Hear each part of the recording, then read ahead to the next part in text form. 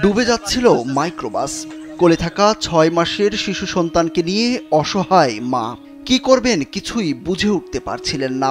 যখন দেখলেন আর বাঁচার উপায় নেই, তখন ছোট্ট শিশুকে বাঁচিয়ে নিজের জীবন দিলেন মা রাইতি।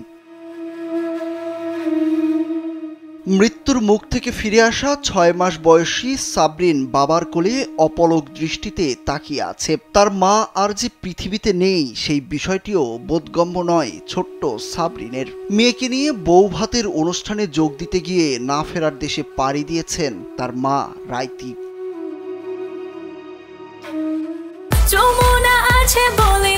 যমুনা রেফ্রিজারেটর, খাবার ফ্রেশ তো লাইফ জম্পেশ।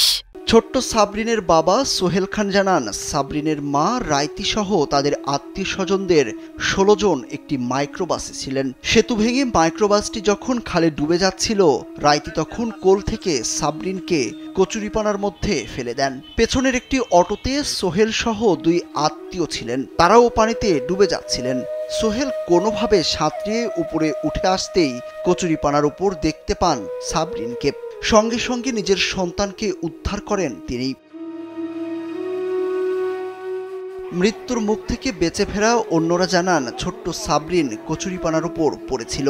একটি দুর্ঘটনা সবকিছু তছনছ করে দিয়েছে তাদের। সাজানো সুখের সংসার ডুবে গেছে খালের পানিতে। এভাবে মুহূর্তের মধ্যে সবকিছু শেষ হয়ে যাবে তা চিন্তাও করেননি তারা।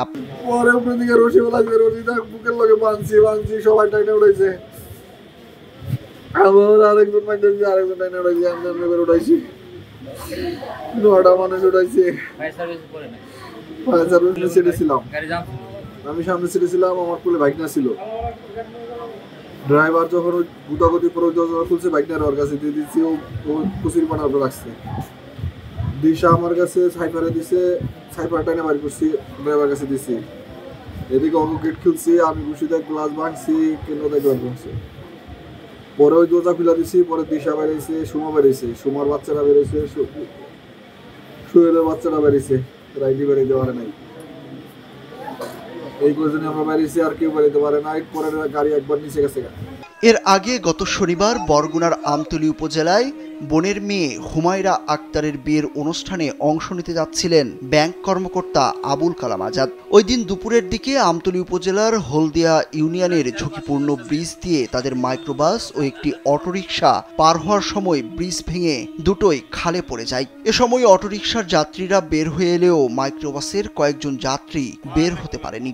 মর্মান্তিক এই দুর্ঘটনায় মৃত্যু হয় ৯ জনের, যার মধ্যে ৭ জনই একই পরিবারের। সুরুজ আহমেদ, কালবেলা।